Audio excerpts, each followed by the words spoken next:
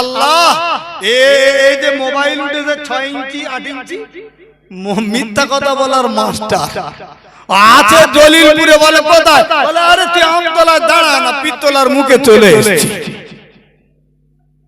হয় না মাস্টার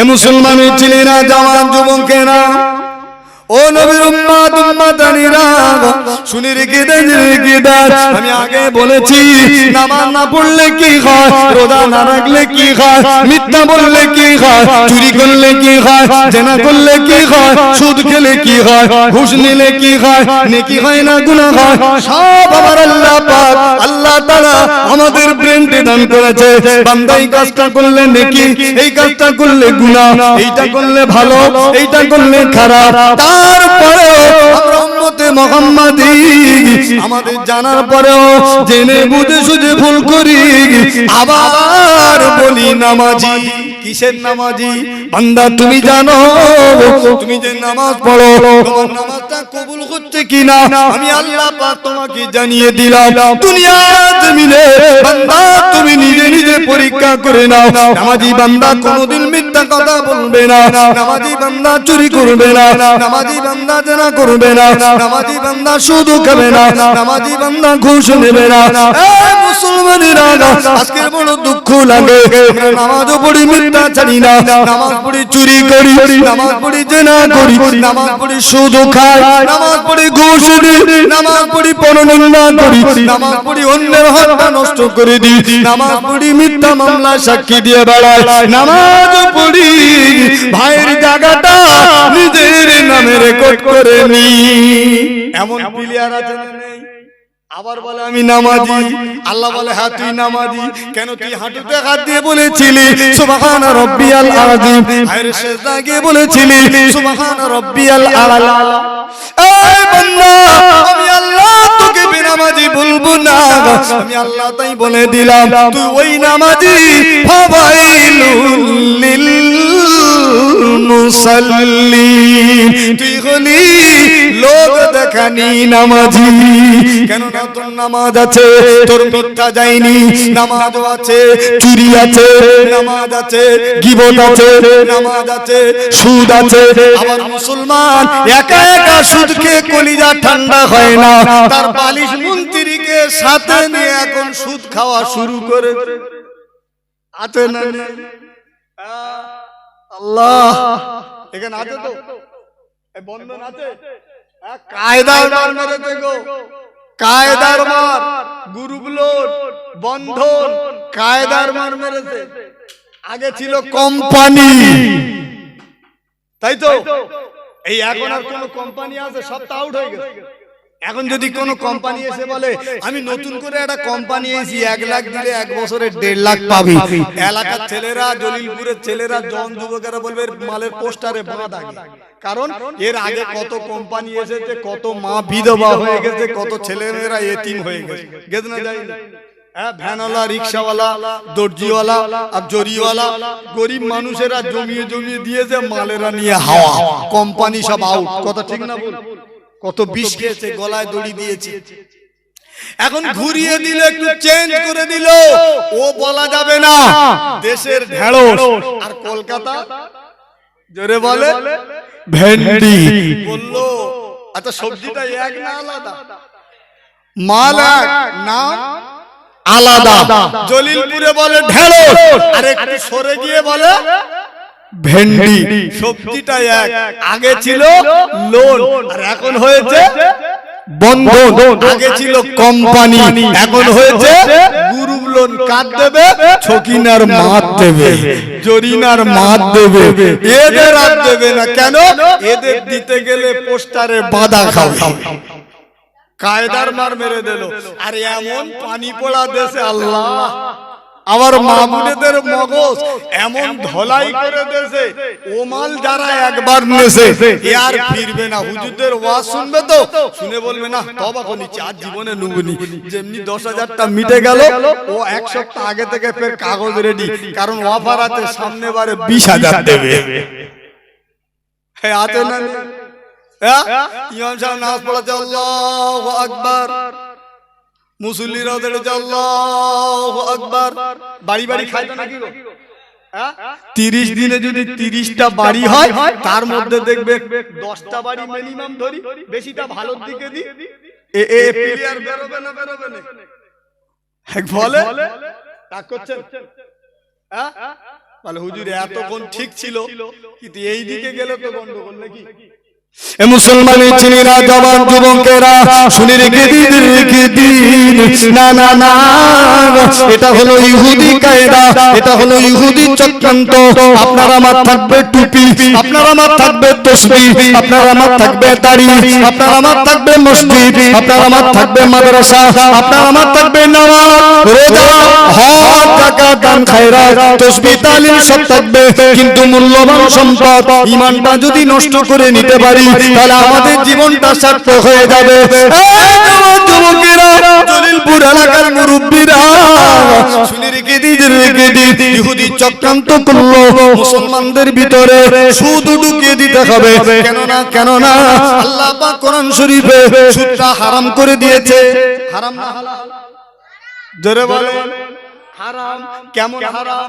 1 টাকা পরিমাণ, 1 দিরহাম পরিমাণ কেউ যদি সুদ খায়, 36 বার জেনা করলে যা গুনাহ, তার থেকে বেশি গুনাহ। 1 টাকা 36 বার। তারপরও আমরা সুযোগ পেলে কি করি? ছাড়ি? আল্লাহ বেটার বিয়ে দিয়েছে, বেটার বিয়ে দিয়েছে, এখন আর ফোন নেয় না, তাই না? এই ফোন নেয়। আগে বলতো 50,000, 1 লাখ, 1.5 লাখ, 2 লাখ। এখন তো এতে আর ছেলের বাপের পোষায় না, একটা ভালো বুলেট নিতে হবে রয়্যাল, তাই তো? এটা তো জাতির লজ্জা। ওই সুদ খাওয়া যেমন হারাম, মেয়ের বাপের কাছ থেকে আদায় করা তেমনি হারাম। ও কুকুরের গু খাওয়া আর ও খাওয়া সমান। তারপরেও নি আবার কি করতেছি? মসজিদে গিয়ে 5 ওয়াক্ত নামাজ, 4টা আওয়াবিন ইশরাক আর তাহাজ্জুদ পড়ে লোক মনে করলে তো বিরাট আল্লাহর ওলি হয়ে গেছে। ওরে আল্লাহ, ও বেটার বেতে মাল নিয়ে আসে, ও মালের নামাজ কবুল হবে? বউ বন্ধক দিয়ে সুদ খাচ্ছে, কাজ হবে না, বেকার হয়ে যাবে। ফাওয়াইলুল লিল মুসাল্লিনের খাতায় চলে যাবে, সব বেকার। থাকবে তোমার নামাজ, থাকবে তোমার রোজা, থাকবে তোমার হজ, থাকবে তোমার যাকাত, থাকবে তোমার কুরবানি, থাকবে তোমার দান খায়রাত, সদকা ফিতরা, সব মূল্যবান সম্পদ। যদি ঈমানটা নষ্ট হয়ে যায়, আপনার আমার কোনো মূল্য নেই। রব্বুল আলামিন আল্লাহ পাক জানিয়ে দিলেন, হে আমার বান্দা বান্দিরা, আমি আল্লাহ পাক তোমাদেরকে জানিয়ে দিলাম, বান্দা দুনিয়া জমিন থেকে একদিন না একদিন তোমাদের চলে যেতে হবে। হে বান্দা বান্দিরা, কুল্লু নাফসিন যায়িকাতুল মউত, আমি আল্লাহ যার জানটা দিয়েছি তার মৃত্যুটা অনিবার্য করেছি। হে মুসলমানেরা, শুনে রেখে দিন, আপনি আমি বুকে হাতটা দিয়ে চিন্তা করি, মরণ আমাদের হবে না হবে না? জোরে বলেন, কে কে মরবে না? হাত তোলো। যারা বাইরে আছে ওরা মরবে না বাঁচবে? ওরা মরে যাবে, মরবে না মরবে? যারা বাইরে আছে ভেতরে ঢোকে বাঁচবে? ওরা মরে যাবে। আর যারা ভেতরে আছে এরাও মরবে। এবার মরার কোয়ালিটি আলাদা। মরার কি কোয়ালিটি আলাদা। আল্লাহ কোন কোয়ালিটি মরতে হবে তাও বলেছে, কোন কোয়ালিটি মরলে জান্নাত পাবে আল্লাহ সেটাও বলে দিয়েছে। জোরে বলা যাবে? রব্বুল আলামিন আল্লাহ পাক জানিয়ে দিলেন, হে আমার বান্দা বান্দিরা, আমি আল্লাহ তোমাদেরকে বড় ভালোবেসে মহব্বত করে আমি আল্লাহ মানুষ করলাম। কুনতুম খায়রা উম্মাতিন উখরিজাতিল লিন-নাস, হে বান্দা বান্দিরা, 18,000 মখলুকাত আমি আল্লাহ পাক বানালাম। সমস্ত মখলুকাতের 1 নাম্বার করে দিলাম বান্দা, তোমাদের মানুষদের আমি আল্লাহ 1 নাম্বার করলাম। তাই তোমাদের জন্য আমি আল্লাহ একটা অফার দিয়ে দিলাম, ইয়া আইয়ুহাল্লাযীনা আল্লাযীনা আমানুত্তাকুল্লাহ, ও ঈমানদারেরা তোমরা বলো বলো আমি আল্লাহ, আমাকে ভয় করবে। আচ্ছা, আল্লাহর ভয় কারা করি না? হাত তোলা যাবে? সবাই করে। আল্লাহর ভয় যদি অন্তরে থাকে তাহলে দাঁড়িয়ে দাঁড়িয়ে পেশাব করা গেল না। আল্লাহর ভয় যদি থাকে মসজিদের ধারে আসে না। তাহলে এ সত্য বললো না মিথ্যা? বলা আমি আল্লাহর ভয় করি, কারণ না মানি মুখ লম্বা করে আমি আল্লাহকে ভয় করি, আল্লাহকে মানি। ওতে ফেরেঙ্গা মসজিদের ধারে যায় না, ও আবার বলে আমি আল্লাহকে ভয় করি। ওই জন্য আল্লাহ কি বললেন জানেন? ইয়া আইয়ুহাল্লাযীনা আমানুত্তাকুল্লাহ, হে ঈমানদারেরা হাক্কা তুকাতিহি, তোমরা ভয় করো, ভয় করার মতো করো। জোরে বলবেন না? আর কি করবে?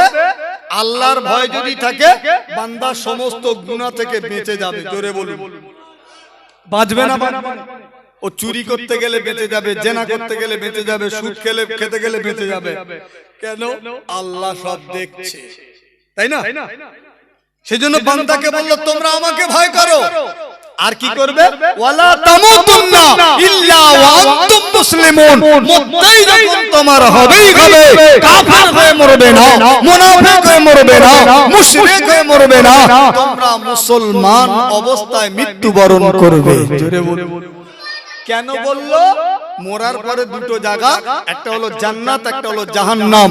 মুসলমান অর্থাৎ ঈমানদার হয়ে যদি মরতে পারো তাহলে তোমার ঠিকানা জান্নাত, আর নচেত বেঈমান হয়ে মরলে তোমার ঠিকানা জাহান্নাম। তুমি যত বড় হাফেজ, কারি, মাওলানা, মুফতি, মুহাদ্দিস, পীর সাহেব, দরবেশ সাহেব, হাজী সাহেব, গাজী সাহেব, ছুরি সাহেব, লাট সাহেব, যে সাহেব হয়ে যাও না কেন, যদি বেঈমান হয়ে কবরে যাও তোমার ঠিকানা বলে জাহান্নাম। সেই জন্য আমাদের মূল হাতিয়ার হলো ঈমান। মূল হাতিয়ার কি? ঈমান। সব দিতে রাজি, ঈমান দিতে রাজি নয়। কারণ ঈমান ছাড়া আপনি জান্নাতে যেতে পারবেন না। আসুন, ঈমানদার হতে গেলে কি করতে হবে? ঈমানদার হতে গেলে কি করতে হবে? আল্লাহ বলছেন বান্দা তুই যে ঈমানদার হবি, নাম্বার 1 আমাকে বিশ্বাস করতে হবে। আমরা আল্লাহকে বিশ্বাস করি তো না? করি। আর আমার নবীকে মানতে হবে। কেন?